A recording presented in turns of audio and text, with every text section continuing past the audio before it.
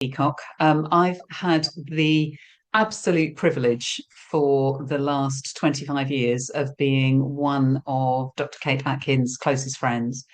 It's been a wonderful evolution to observe how she's changed along that journey, how doing the PhD research and how jumping in to the imposter, as we called it in the beginning, syndrome, and looking at imposter feelings has really altered the way Kate deals with herself and also, frankly, the way she deals with me, because Kate and I are not above a bit of peer coaching along the way as well. What I'm hoping that you get from today is the opportunity to pose your questions to Dr. Kate. I'll tell you in just a second how we're going to do that. Really meet her, because I think it's really interesting, isn't it, when there's an author there, someone that you really have admired enough to buy their book and to study their topic, to really understand a little bit more about them. So I am going to welcome questions along the way. Because we are expecting a large number today, they will be in the chat. So if you can pose your questions as we go along in the chat, please. I will look through them and pose the salient ones to Dr. Kate as we go through. Please pop your thoughts in the chat as we go through too, because sometimes those little observations that you have are really, really critical as well. So just to reiterate for people that are just joining, if you can, we have muted you on entry because we don't want background noise. But please do pose your questions in the chat. Please say hello in the chat. Be interested to know where we've got people coming in from. Perhaps you want to just to test your chat now, pop in your location and say hi to everybody. That would be absolutely wonderful. As we go through, we're going to find out a little bit more about who Dr. Kate Atkin is, what's driven her to write this book, what the research is behind it. And what I'd really love us to do is to dig into the three sections of the book. So the explanation, so we understand around imposter phenomenon, what it is, the piece that is about the stuff for us. So what can we actually do about this? And then the last piece, which is how can we take this into our workplace? How can we look after people in different ways that are also experiencing imposter phenomenon? So I'm going to say hello to everyone. I cannot believe the first one I've looked at is Carl Williams from Sawbridgeworth. Carl, I'm actually broadcasting from Allens Green, so I'm going to give you a really special wave there. We've got folks in from Banbury, we've got people from Cambridge, people from Kent, Guildford, down in the Cotswolds. We were there last week, Alison. Absolutely glorious to be there. Preston, I think Lindsay, you get the prize for being the furthest away, or maybe not, because we've got somebody coming in now from Bakewell. Maybe that one is there. And Donna, you're very welcome from Essex. In fact, everybody is very welcome. I'm going to now introduce us to Dr. Kate. I would say I was asked to describe her actually for an interview a little while ago. And one of the things you're going to hear from Dr. Kate, and I don't want to steal her thunder, is how we don't necessarily give feedback to people in a way that helps reduce their imposter feelings. And we should be more precise and exact. So rather than saying, here is the wonderful Dr. Kate, I decided I needed to kind of break that down. So I consulted ChatGPT. No, I didn't. I did write it myself. And I looked at all the things that make Kate Atkin, Kate Atkin. I would say she's one of the most wise people you will ever meet. She's incredibly patient. She's incredibly knowledgeable. She has the ability to take wide-ranging global concepts and translate them into something that absolutely everybody can understand and feel. I think that's the other really important bit. She has the ability to demystify, which I really think she has done with the book, and also to synthesize ideas together. And I think in all the years of her learning, she's kind of in this book brought together the research and her wisdom and kind of churned it out in a way that we can all understand it. But I have to say, a quote from the book, and I've got the book here, I think you can just about see that, a quote from the book from one of her research participants said this: it's a cycle. I think, I know I can do this and I'm good to do this. And after a while, it's like, what the hell am I doing here? And I go back and rethink it again and again. I think we're the worst critics of ourselves. I've had colleagues with the same kind of thoughts, and every time I've thought, oh, come on, you've got no need to be worried. You're doing great. You're super good at what you do. Why are you doubting yourself? And then it comes to your own mind. Okay, if I'm giving all of this encouragement to these people, but I'm not giving it to myself, what's wrong with me? And she then says, it's like you're your own flagellation monster. I think that's brilliant. I hope you think that's brilliant as well. So I'm going to now welcome to join us our own flagellation monster, the wonderful Kate Atkin. Kate. Hello. Thank you. Thank you very much. Delighted to join you and discuss this. I think I'd like to think I'm a flagellation monster slayer, actually, rather than being the monster Slayer, itself. I'd like to be absolutely, like Buffy and go absolutely. and be a The flagellation. killer of the flagellation, absolutely. So, Kate, jumping right in, and if I can remind folks out there, please post your questions. As I said to you, I'm trying very much to kind of keep this in a game of three halves. The first bit about why she wrote the book and how she did, the second about what we can do for ourselves, and the third about work. But I'm not going to keep you to that. So please do, as Kate and I are chatting, please pose your questions, and I will pick those up and pass them on to her as we go. So Kate, can we kind of start off with why this book? Why now? And what is it about your background that's brought you to this book? How has it worked? Well, if I go to the background bit first and just do a very potted history of my now 60 years of being in this world, born in Skegness, rural Lincolnshire, and farmer's daughter, middle one of three girls. And I'm the one out of the three that failed the 11 plus exam. So a bit like the sorting hat that says if you're academic and clever, you go off to the grammar school. And if you're deemed practical, you Yeah, go to the local secondary modern. So I absolutely. internalized I'm not academic, I'm not clever, certainly not university material. And yet, in my late 40s, when I met my husband, he encouraged me to do this university thing that I absolutely never thought I would do. So I started a master's in applied positive psychology much later in life than most people do when they go to university. And that was where I came across the work by Clance and Dimes in about 2013 on the imposter phenomenon. And in that way, they were writing about it in high achieving women. And it was an article that was published back in the late 1970s.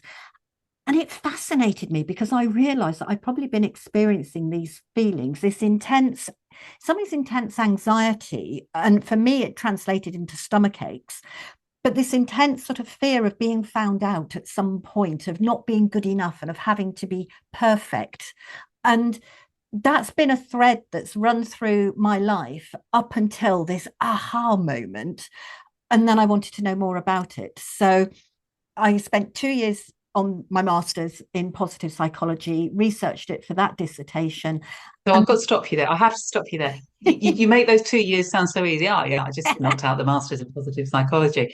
Well, where was your flagellation monster yeah, that's a at good that point. point? I mean, you didn't have a first degree, and No. then you went straight into doing that. So tell me a bit about what was going on for Well, you at that okay, so point. the first thing is if I go back to 2012 when I first applied to the University of East London, Stuart, my husband, had to help write the personal statement because I couldn't think of anything decent enough to write.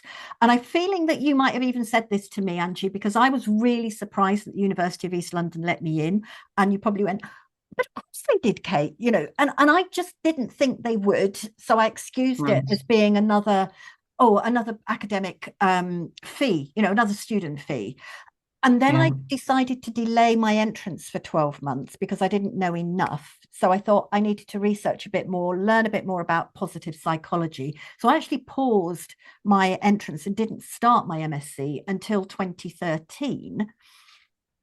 And at that point, I turn up and my fellow students ask a common question, which is, what's your first degree in? And I'm going, oh my God, I don't have one. So I tell them and they go, oh, you can do a master's without a first degree. And I'm really wanting to crawl under the table thinking, well, I shouldn't. Okay. And then I got a distinction for my first academic essay. So I excused that because I thought the university must have marked it wrong without having dared to ask whether, it's like, I can't ask them to remark it, but I then worked extra hard because I felt I had to get a distinction overall. And then I only got a merit for my second essay, which wasn't good enough because it wasn't a Devastating. distinction. Yeah. Passed with distinction overall, phew, thank goodness. but it really led me to understand how these imposter feelings sort of, yeah, manifested in me, but also I Yeah. started to then talk about it to people outside of the university sphere and open up and start to talk about it publicly and with clients. And they're all going, oh, that's what it's called. Oh, that's the thing, is it? Because 2015, most people weren't talking about the imposter syndrome or phenomenon. They were No. going, the what? Um, and so, yeah, that led to a further 6.5 years of a PhD, having resisted it for 2 years. I started that in 2017, completed in 2024. But who wants to read a PhD thesis? Other academics, my supervisors, yes. But the book itself, I thought this was a much more accessible way for everybody to get hold of the Oh, information. it's completely that. It's completely that. And What I'll just say to the folks out there, if you haven't already read it, you'll just see how completely accessible it is. Everybody that's touched it has just said, "Oh, it's just so yeah. easy to get those So it concepts." needed to be practical. It needed to Yes. be grounded in academic research. And the bit that I researched that I didn't realize nobody else had until I started doing it was coping strategies. They'd all gone, oh, it's a thing, it's a feeling, it's an experience. These Hmm. might be the causes, but how do you deal Yeah. with it? So How my do my you? research, and in here, it's really about what do we do and how do we cope with these feelings? Yes, really. I mean, and I have to say, I can endorse that. It's very, really, really practical from a, okay, I can lift it, I can read it, and then I can go and do the thing. But enough of the sales patter. So I'm gonna start. And again, can I just say, folks, please pose your questions. Honestly, we are really happy to take them. We're hoping today is going to be driven by your questions and, exactly what you want it to be. But if I can start off with one of mine. So when we look at this thing, Kate, the bit that puzzles me is I'm going to ask two questions at once, which is the worst interviewing technique in the world, but I'm going to do it. So we have syndrome, then we have phenomenon. What the hell's the difference between those two things? So actually, no, I won't pose two. I'll leave you that one. Do Okay. that one for me to start with. What is it? Why did we call it syndrome for years, and now it's this big long word that no one can pronounce? Well, it was phenomenon back in 1978. So Okay. I quite like, it's one of my very poor jokes, but it's about my only joke is if you know the Muppet song and could go mana mana, then you can say phenomenon, because that's the way to That's say it. very true. Um, but phenomenon is an occurrence at certain points in time. It happens in Right. these situational specific things. So being an occurrence, it could be like, for me, it came to the fore starting in at academia. I'd sort of got it a little bit under control in the workplace. Um, but it's this occurrence at certain points in time, whereas a syndrome has this pathological mental health Yeah. condition. And it's Okay. probably, it's easier to say, it's easier to spell. And for the media, it's a very much more sexy thing for them to be able to talk about and going, woe is me, I've got the imposter syndrome, hits headlines. Yeah. Whereas I'm experiencing the imposter phenomenon. And I do use the term experiencing rather than suffer from, because I think also the language is really important about how we can then cope with and build up on those strategies. And then experiencing it gives me, tell me whether this is right, it can come and it can go. Yeah. It is situational rather than something I am going to have always. Is that, Yes. yeah? Yeah. Yeah, definitely. And actually, Alison, that's a brilliant question. Can I hold that question for 2 minutes? Because I just want to do this next bit and then I'm going to come back to that because I think that's a brilliant question. So I've seen it and I've clocked it and we promise you we will get to it. And just leading on from that, just so that we get a little bit more of kind of putting this in the right context, Kate, what's the difference between that and sort of self-doubt? Where does it sit? How do I know when it's self-doubt and when it's imposter phenomenon? Yeah. So what we've got with that is this phenomenon syndrome conundrum we've explained, but the imposter piece, I think also we ought to just pick up briefly on that, Yeah. because it's not about being an imposter, it's not about deliberately defrauding people, but it's about the internal sense of phoniness rather than a being a phony. We feel like we're a phony. We think we're going to get found out, Yeah. but we won't ever be found out, because what other people see is the real true you. When Right. we come back to self-doubt, it's really interesting because it looks very similar and can feel very similar. There is a very key difference between imposter phenomenon style self-doubt and normal healthy self-doubt, as I term it.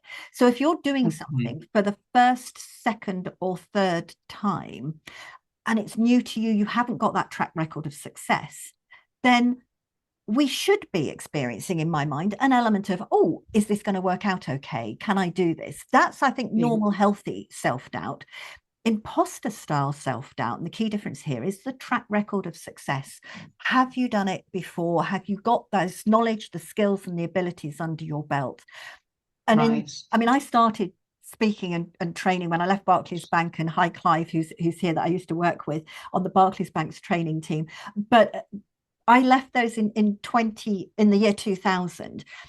And Yeah. after a few years of training and facilitating and running the same workshops, surely you'd think you knew what you were doing. And yet each time it was sort of, oh, I wonder if it's going to work out all right. And so when you have a success with imposter style feelings, it can trigger this internal sense of, oh my goodness, I've now got to live up to that.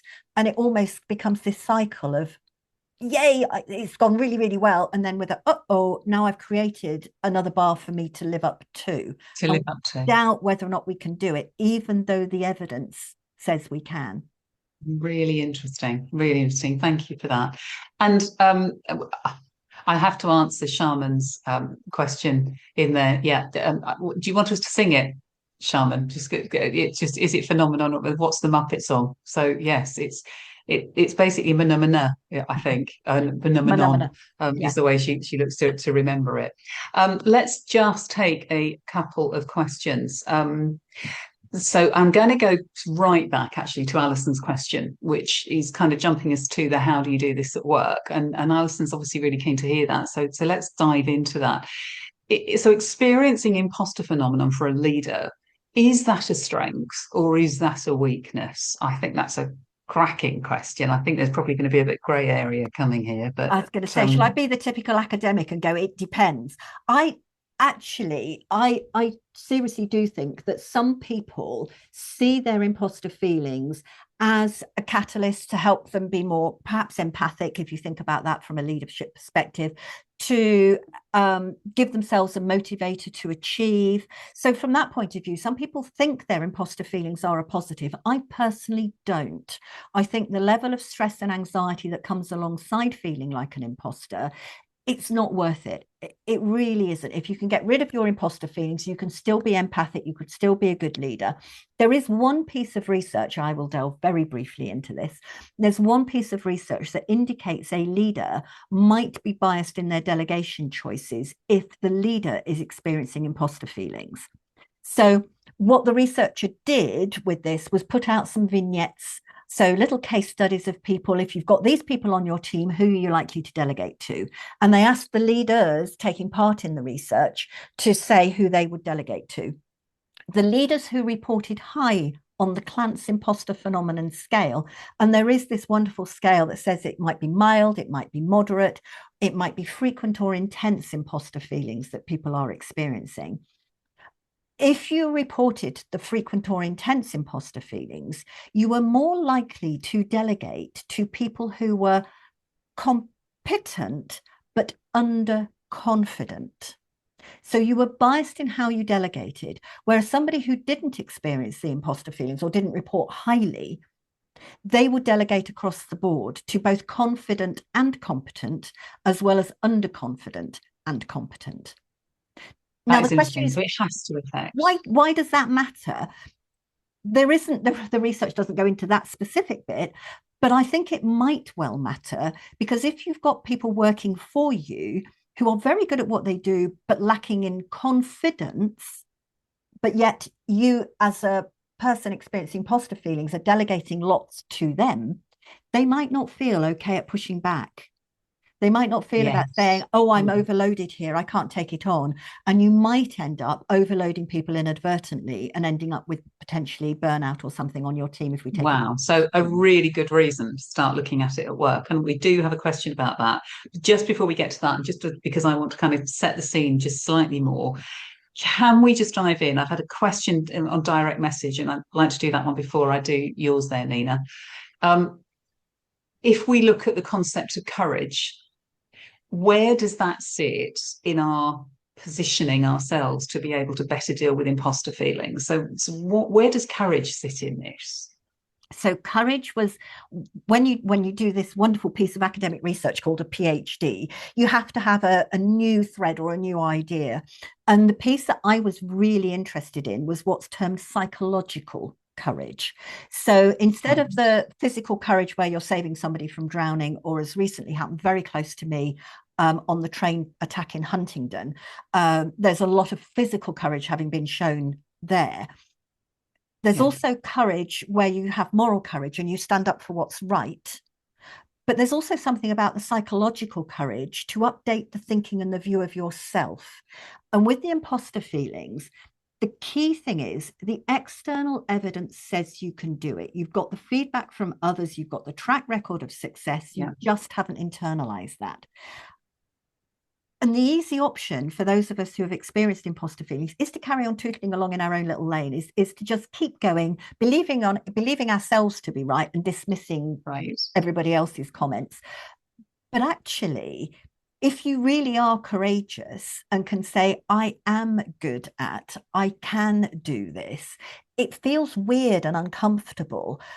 But ultimately, it's much more factual and correct than continuing to dismiss the external evidence. And I think the courage part means that the courage is for us as individuals to be courageous in accepting how good we really are and diminishing the imposter feelings. And do you have any tips for how is best to do that? Is it journaling? Is it taking yourself off to a retreat or cold showers, or what? How do we get to a point where we say, right, I'm going to rewrite this belief that I have about myself? Have you got any tips for that? They might be useful. I don't think there's any evidence that cold showers might help with imposter feelings, to be honest, but they might be useful in just like give myself a wake-up call or a wake-up shot. Completely. Yeah. But in actual fact, I think the key thing is to look at the external evidence. It's to take and collect what other people are giving you, which you alluded to in your introduction this afternoon, Angie, because how amazing people are, it doesn't help when you're experiencing imposter feelings. If you give somebody an accolade and say they're amazing, you're awesome, you're fantastic, it can actually make the imposter feelings even worse. So coming back to the question on leadership, not so much about a leader experiencing imposter feelings. If a leader doesn't, and they're trying to encourage their team members who might be experiencing imposter feelings, you've got to stop telling them how amazing they are. And start telling them what? Start telling them why you think they're amazing. So it's this piece about, it's the detail. And I think what's really helpful, and it's really hard to do, is to do what you did at the start, but it's that specific feedback. The specificity, that can be another one hard to say. But the specificity becomes really important in not just giving positive feedback to people or regularly giving positive feedback, but actually making it meaningful, making it useful. But if we're experiencing imposter feelings, it's really easy to go, oh, yeah, but they're just saying that. Yeah, but they just want, what do you want from me now? And they get suspicious about it. Perhaps. So it's like a Teflon coat, really. It doesn't go in, but it wheedles in if it's broken down. There's a 3-step strategy that I do outline in the book, which I'm more than happy to share now. But the 3-step strategy, the first step is to actually keep the positive feedback somewhere. So lots of people might do that anyway, because you've got to for annual appraisals or, for whatever you give yourself a boost when you want it. But actually, instead of giving yourself a boost when you need to, it's a bit like the psychological courage I mentioned a moment ago, to do the drip feed, to revisit that positive feedback regularly, whether it's once a week, once a fortnight, or certainly no further out than once a month, is actually to really look at it and read it. Going in. And to make it internalized, you're right, to get it to go in, I take a leaf out of the School of Improvisation Techniques because improv suggests that we yes and something from somebody. And with the positive feedback, it's so easy to go, but, Yeah, and we but push it out. yeah, But yeah, to yes completely. and to accept it, we can. I'm not saying we go, yes, and aren't I wonderful? Thank you so much out loud. What we're doing is inside our heads quietly, yes, and I learned this from that. Or yes, Yeah, and that was a bit tough, but I'm really brilliant. pleased with the outcome. Yes, Yeah. and that feedback's showing up more often. So it's obviously one of my Love strengths. it. Love it. Love it. So, a couple of questions then. And this is one that I think actually connects to that in some ways, but I don't know if you have the answer. It might be putting you on the spot. Catherine's asking, what do you see as the role of Kirsten Neff's work around self compassion and self kindness? Yeah. So, does that resonate with you? Can you give Yeah, us some so thoughts on that? there is some correlation between being self-compassionate, and Kristin Neff is a research that I've come across and do rate, and I've actually quoted her in my thesis. Can't remember if I've quoted her in my book, but quite likely I have referenced her because the book itself is full of those sorts of references. So Yeah. self-compassion has got a correlation with reducing imposter feelings. So yeah, thank you. So it definitely goes that way. Okay. And again, Carl's asking, is there a way to understand where you as a person sit on that scale? So if we think about that sort of test, I'm going to ask he's got two questions there, but I'm going to ask that first of all. Is there a way, can we nip off and test ourselves? Technically, no, because that Plant's imposter phenomenon scale is to be used for academic research. You can find it if you Google it, but I personally don't think that's so much of the issue as to where are you on the scale. If you were to find it and look at it, perhaps it's the questions that it's asking and which ones you would mark highly can be useful. You know, do you dismiss praise? Do you find yourself pushing that? Do you find yourself putting success down to luck or hard work? Those sorts of things are indicators that people, and I use this very carefully, indicators that people may be experiencing imposter feelings. So not diagnosing and not suffer from. There is also on my website, you can find a download. I can't remember exactly where the link is. We'll see if we can dig around and find it in a moment. But there's a series of imposter statements. And I do use that also. There's some in the book Yes, where you very can much. just have a look and say, if you're ticking a whole load of these, then there is a high chance that it might be imposter feelings. But So, again, just to reiterate, there are imposter feelings. It is a phenomenon. They are happening for that situation, that individual, that point of yeah, time. It's not a complete diagnosis for my entire life and mental state. absolutely. And we are being asked, and I kind of do know what the answer to this is. So I think we need to kind of be really clear about this to start with. We've got a couple of questions on there, and I've had a couple of direct ones around ADHD and neurodiversity and imposter phenomenon. Uh, can you speak to the research or lack of it on that? Because I'd love to be able to dig in on that for various reasons. But Kate, can you talk to what the research looks like for that at the Yeah. moment? Now I'm looking at a link that's actually just come into the chat from Brown and Morley, feeling like a fraud, exploring how the imposter phenomenon manifests in. You see, this is what I Yeah, find interesting. This particular yeah, title says first year undergraduate students in the UK. Now, that is where it's really hard to say, is it true imposter feelings or is it normal, healthy self doubt? Because when you're a first year undergrad student, you don't necessarily know what you're doing. You know, it is all new. So my research that I did, I was very clear to make it into the workplace and to take people who were generally, well, they were all 30 plus. So they were all in middle to senior management roles.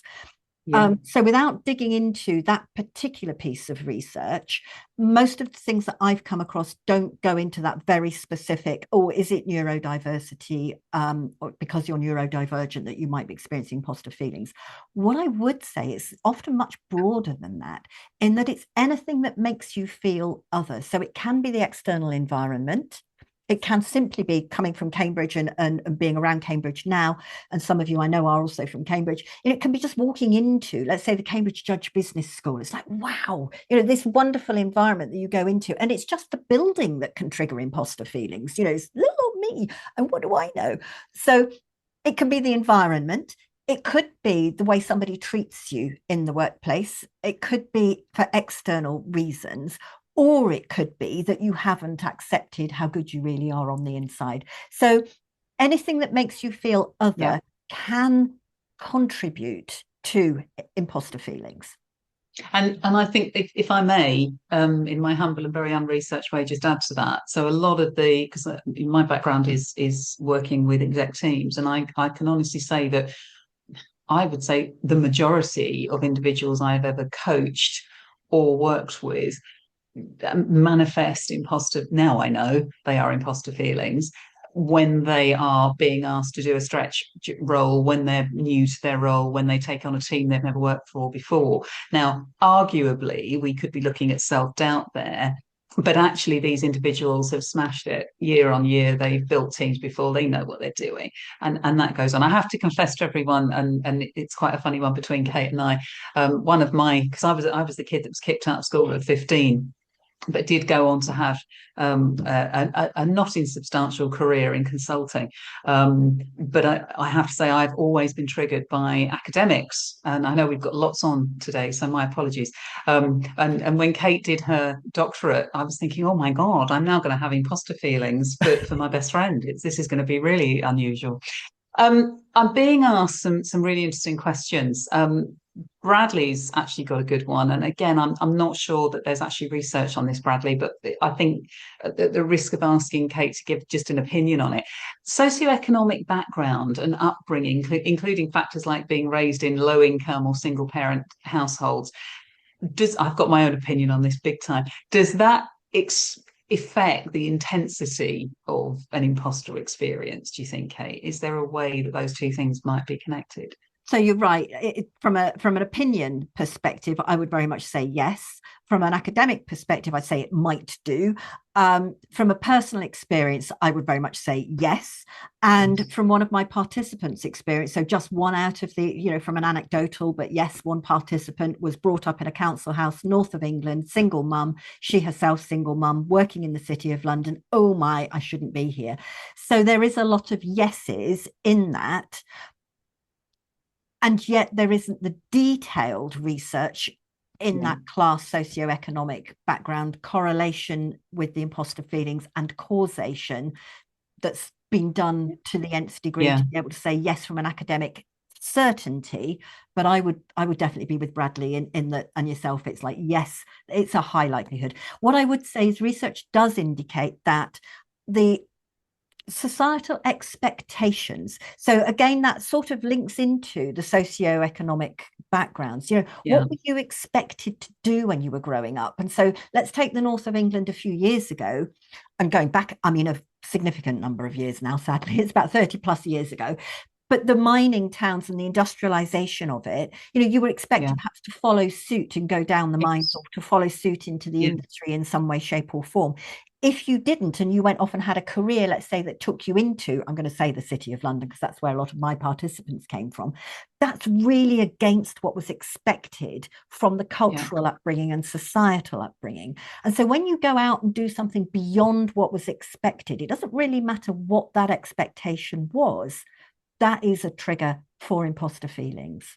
Yes, and I also think, just to add to that, I think very often in those circumstances, those imposter feelings can be added to by the family. I'll never forget the first time I was interviewed on TV, and my mum wheeled my dad out to watch me, and I was dead proud of myself. Frankly, at that point, I wasn't aware of my imposter feelings until my dad said to me, "I don't know what the hell they listen to you for. What does the girl from around here know that they can possibly say to those very important people?" And bang, that's it. That's all it took, that little thread.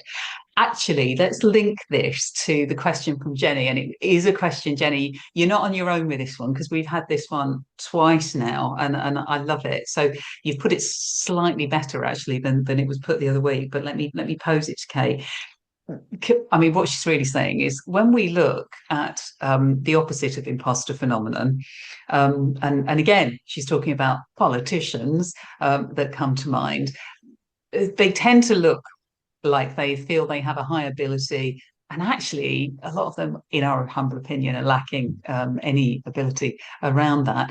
what does that either end look like? And I know, we have relation there to the Dunning-Kruger syndrome and stuff. So, Kate, can you make some sort of correlation between those for us? So the Dunning-Kruger effect is absolutely, Alison and Jenny, what I think Jenny is referring to there, which is where people are very sure that they can do something, but they have no evidence to show that they can do it. What makes me chuckle so much is when I started to look at where does this come from.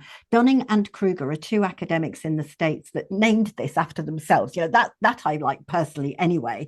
But they started off this research by reading a newspaper report that said a bank robber had robbed 2 or 3 banks and was really surprised that the police came and knocked on his door and did the "you're nicked, son," in the American accent, of course. But and he's going, "How did you find me?" And they said, "Well, you're on the CCTV cameras," because he walked in and went to the CCTV cameras. But he said, "I wore the juice." And the police are going, "You did what?" And he had put lemon juice on his face, believing that lemon juice being used for invisible ink would make him invisible. So this bank robber had this perception that if I use lemon juice, I will therefore be invisible and I can go in and rob banks. So Dunning and Kruger found this and went, "Ooh, that's a really interesting psychological thought. What does it mean?" Absolutely. And they have looked at it in more depth than I can explain today, but they've looked at it and gone that there are some people who have an overinflated sense of what they can do without the evidence. So I quite like a graph that sort of tells you if it's a bit like this, and you've got high sense of self-perception, but no actual evidence. And running along the back, you're running along the bottom, you've got your actual evidence. As your actual evidence goes up, so should your sense of perception. But the Dunning-Kruger have this high sense of perception, no actual evidence. The imposter feelings are somewhere over here. We've got high actual evidence, but very low self-perception. And I'd quite like it to be along the middle. And it comes back to this point about understanding and internalizing that external feedback, the courage, that psychological courage to update the view of yourself, because really what's more useful is to look at the evidence that you've got that says you are good at this and update that every so often to your self perception too, so you don't fall foul of either Dunning-Kruger or imposter feelings. So So yeah. what you're talking about, and if we can just go on that as in terms of sort of the question that was actually posed was, what are the coping strategies? It sounds like to me it is less of a coping strategy that we're talking about and more of a continual updating and a continually finding the courage to do that, rather than I haven't done it for 5 months, I need to sit and read the scrapbook of cuttings. Is that what you're saying? So from a coping strategy perspective, I think we're all works in progress. And yes. Somebody says, "Does your imposter feelings ever go away?" Well, maybe, I don't know. In that one of the coping strategies is to update the view of yourself. So if you're continuing to learn, continuing to progress, continuing to develop, then maybe it won't ever completely go away, but you need to continually update that view of yourself. So perhaps that's part of it. I'm not sure whether I've answered the question, though, Angie, from a coping strategy. So if we're looking at coping strategies, is it that sort of ongoing continual updating, or are there other things we can do? Are there any other things that we haven't touched on that we can actually do? I know the book is actually packed with them. It's packed with them. So there are lots of other things we can do. One of the others that springs to mind immediately links back to another book, which is Charlie Makesy's The Boy, the Mole, the Fox and the Horse. Mm-hmm. Lovely book with loads of beautiful cartoons and some really good messages in there. And one point is where the cartoon has got the boy and the mole sitting on a tree branch, and the boy asks the mole, "What's the biggest waste of time?" And comparing yourself to others is the answer. Right. And I reference that in the book because one of the strategies that I think is really useful is a comparison of self to self rather than to other people. So you could always find somebody who is bigger than, better than, earns more than, prettier than, thinner than, whatever, runs faster than. You can always find somebody who's better than you. But actually, if you look at yourself to yourself, so you're thinking about what do you know now that you didn't know this time last week, last month, or even this time last year, and then recognize and do that updating piece that we've been speaking about. Yeah. That's a much more accurate comparison to get that updating working well. So that's another one of the coping strategies that's listed. I'm actually looking at others. Okay, no, that's fine. We've got a question that's just come in from Jenny. I can see that updating one's self-perception might help with imposter phenomenon, but it would be less attractive to people with little actual ability who believe themselves to be the most amazing person in the world, unless it actually helped them in real life. That's a really interesting one. It's very true. And is there a way to pop the bubble for those who experience the Dunning-Kruger effect? I'm really not sure. I remember meeting somebody who was self-confessed. He's like, "Oh, I've experienced the Dunning-Kruger," and he was really proud of it. Really proud of the fact that he believes himself to be able to do more than he actually could.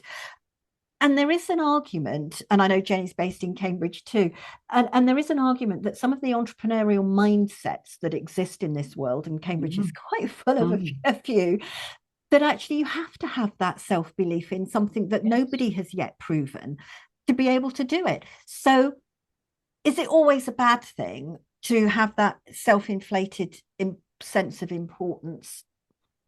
I think it's how you deal and interact with others that becomes important, Yes. whether or not it makes a Yes. difference and negatively impacts others. That to me Yes. is the fact. Yeah. Absolutely. I think it's that thing about the difference between the person that can talk a good job about building the house and the person that can actually build the house, but the bridge between the one that talks a good job and actually relates to the people that can make it happen. I think that's a really, really big one. Becca's talking about the scene in The Big Bang Theory where Amy explains, I remember this one, Amy explains to someone who doesn't understand something, who claims to have imposter feelings about it, and says basically they can't have it IP because they actually are an imposter, right? That's Yeah. absolutely great. And Um, Frank go on. Abagnale, the guy who was immortalized in the film Catch Me If You Can by Leonardo DiCaprio, he's the Yes. true imposter. And recently, what amused me is I think it was a New York Times investigation a couple of years ago came out and said actually Abagnale was fraudulent about his fraudulent activities. That's what I Oh find so my amazing. goodness. He's sort of up there with him, but actually he was even telling porkies about his fraudulent activities. So It's amazing, isn't it? And the yeah. salt path. I mean, we've Oh my we've got that goodness. with the film The Salt Yeah. Path. It's sort of they're all over the place. They I are mean, I would not, even say, yeah, go on. they're not experiencing imposter feelings. So what No, Becca's put they're in real there is ones. absolutely right. You cannot be experiencing the imposter phenomenon, which is this inner sense of fraudulence. And somebody did put out, can people see it? I did spot that question. And they Yes. don't see it on the outside because what the outside shows is this very capable, often very confident person, Yeah. and you can do it. But it's the inside doubt that isn't visible to others that Do could it. be, it can cause overwork, it can cause burnout, high levels of stress and anxiety. And yes, and that little voice on the Mm. shoulder that can just be Mm. something that just detracts and nags away at you. So you spend your night whirring things over in your mind. Yeah. Or for me, I spend sometimes of my early years, crippled with tummy ache when you didn't need to have, because the external evidence shows that you can do it. But it's a very much deep internal thing when it's truly imposter feelings. It's not something that other people will see on the outside unless you choose to tell them. Yes. And I think, and again, if we can we take that into another question? Can I ask you to pop your questions onto the main chat? I'm getting one or two that are being sent to me personally, but if you can put them on the main chat. But this one, interesting, and it actually occurred. A bit of this occurred to me. The question we've had is there a difference between the genders? And if you can just take pause on that for a second. But I also wonder if we are experiencing imposter phenomenon. And if we read your wonderful book and we do the confidence building stuff in there and that we have the courage to do it, we as women also have this thing that says, don't be too loud, don't be too aggressive, don't be shouty, don't show off. I've got that argument going on in my head then, Mm. so I know what I've got to do to cure my imposter feelings, but actually I'm now frightened that if I cure my imposter feelings, I'm going to look too aggressive to the outside world. So can you just sort of take that, and then we'll come to is there a difference between the genders? Maybe you want to kind of merge those Yeah. together. So there's something that comes back to that external environment. And the external environment or societal expectations can be part of the reasons people feel like an imposter. And there may be nothing, I say, wrong with you. Your thinking, your mindset, everything might be right, but it's the way in which you're treated by others. So that can be, as you say there, Angie, when you acknowledge and accept how good you are, and then you come across from what is feminine is somebody who sort of is a little bit more subservient, perhaps. If you put your viewpoint and you're assertive, as a woman, we can be called aggressive rather than assertive. Men tend to get that difference. There was another piece of research that was done by both colleague and I was a client of hers, and she researched the imposter phenomenon for her master's in amongst the BAME sector, and she did a number of focus groups. And what then was interesting was they were saying it's not imposter feelings, it's racism. So Wow. there's something about the external can make you feel like an imposter, but actually that external isn't really healthy, helpful, supportive. Yeah. So that's part of interesting. it in there. The gendered question is one that crops up a lot. And there's been a very recent, it's a meta-analysis, to use again the academic terminology, but somebody's gathered a whole load of papers together and done a synthesis and looked at, is there really a gendered difference in imposter feelings? They say there is slight. So just bear in mind, it's slight. So women experience it a little bit more than men. It's not massive. Men experience it too. What the media will have you believe is that it's a women's issue. Women need to fix themselves, whereas actually that's more about what representative of what society might be saying. There's another point on confidence that I just wanted to pick up on, and I'm not sure. Just stop me if I've gone off and not answered that question enough. I will.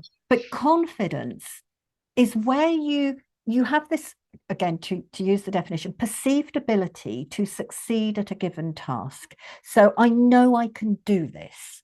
So the confidence, you've got the track record, you've had the courage to step out of your comfort zone, to build your confidence up. Those growth moments that Stephen Bartlett talks about are actually stepping out of a comfort zone, building confidence, not the same as imposter feelings. Yeah. And you've done that, you've built your confidence, you've got the track record, so you know you can do this. That's what confidence is. The imposter is something that sits there and says, yeah, but should you be the one that does it? Or what if you fail this time?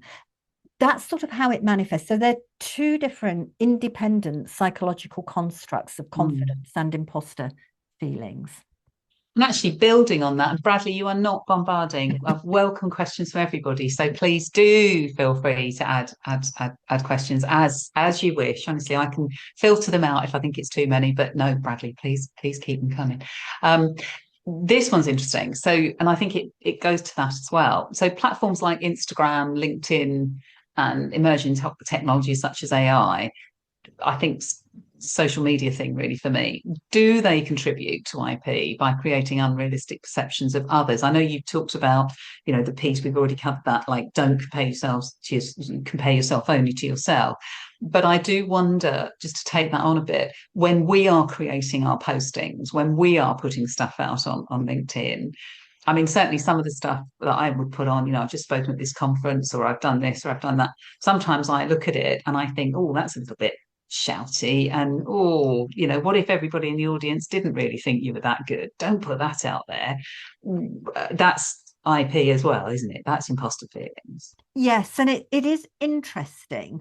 I guess in some ways, for some people, it might just be a little bit of don't get too big for your boots sort of comment. Doesn't necessarily always meet with imposter feelings.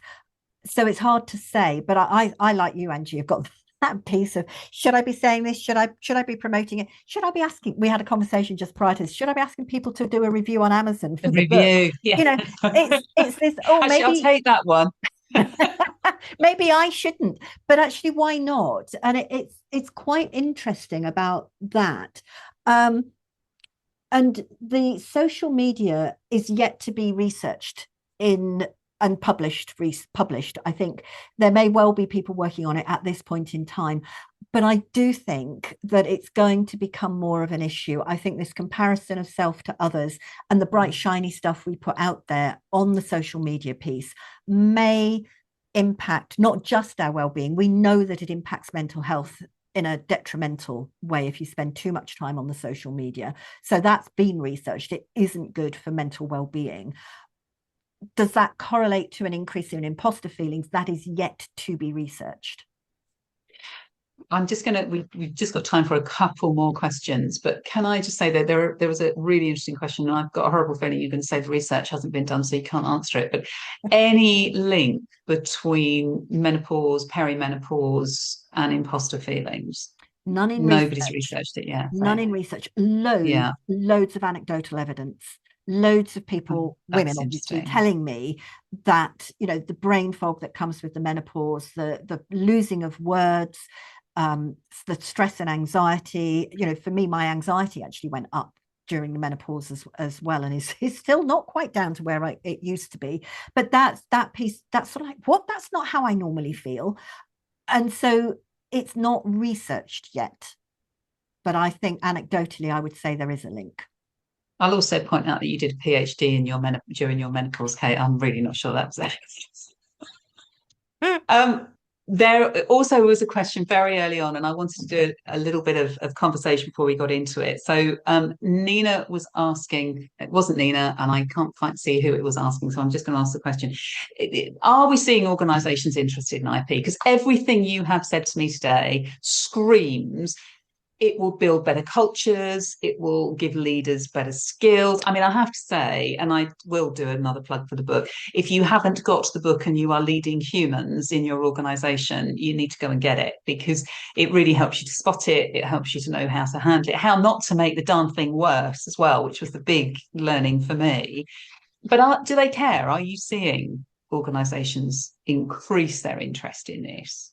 Now, they should care. I think you're absolutely right. Do they yet?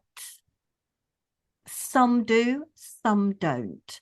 And interestingly, my PhD supervisor, my first supervisor, Dr. Anna Paraskevopoulos, invited me back to Cambridge. I was at Anglia Ruskin University on Tuesday, talking to the business students doing MBAs and masters in HR. And they were also interested in that organizational context. Yes. And there is an ISO standard, the number escapes me at the moment, but there's an ISO standard that's not law in this country at the moment, but some countries are adopting it. And certainly it is best practice for the well-being of employees. So there's an ISO standard that lists all of the details that you need to do to look after your employees' well-beings. I think the imposter feelings, or addressing some elements of that, giving support, specific feedback, etc., that can be really useful, and recognizing how stressful annual appraisals and meetings, just meetings per se, can be for people. So I do think organizations need to be aware of it. Are they quite there yet? No. Is there a benefit of for organizations to be aware of it? Absolutely. I think it can help. And we were discussing this with the students. It helps not only the individual, but that helps reduce attrition rates. It helps reduce sickness and absence rates. It helps people be more productive. If you're happier at work, generally speaking, you are more productive in the workplace. And that ultimately, from an organization, translates into profitability. Completely. So I think the short message is take it back and have Kate come speak at your event, or get the book. Listen, we've got 2 minutes. Can I put Naz's question to you? Kate, what's next? Oh, Naz, thanks for asking. Now, what was interesting, that was another discussion that I had with Anna when I was at Anglia Ruskin earlier this week. And we're going, I do think courage needs to be researched a bit more. Angie knows my husband Stuart really well as well. And I came back and I said to Stuart, and he said, well, I think there is another book in you. You just need a bit of time to think about it and shape it. So I'm not exactly clear on what is next, Naz. Yeah, something, probably some research. Don't quite know how because it won't be another PhD. There certainly are a couple of journal articles to write. One is already in the offing, and another is on that organizational context that we've just been speaking about. That's not research, but it will be an article proposing that organizations set up and take a lot more notice of this as a concept. And meanwhile, I will just say that, watch this space, because Kate and I have really enjoyed doing our little book tour this year. So there may well be some more next year. Can I just ask you folks, please, if you haven't already got it, go buy the book. Can I also ask you, if you have read it, please leave an Amazon review. I think it's really important. It got to number 25 on the WH Smith list. And I think it's kind of time it got up a little bit higher. So it would also make a brilliant Christmas present. I mean, I hate to be horrible at the beginning of November, but really great for anybody that's leading anyone or anyone that might be feeling a little bit like this. But for now, I mean, really, I just want to say thank you all for coming along. Please spread the word. Please put stuff on LinkedIn. Please tag us both, connect to us both if you haven't got connections like that already. We'd love to talk to you a little bit more about it, and I know Kate would as well. And we will hopefully be able to stay in touch with all of you. But for now, thank you to all of you for coming along. You're all very, very welcome.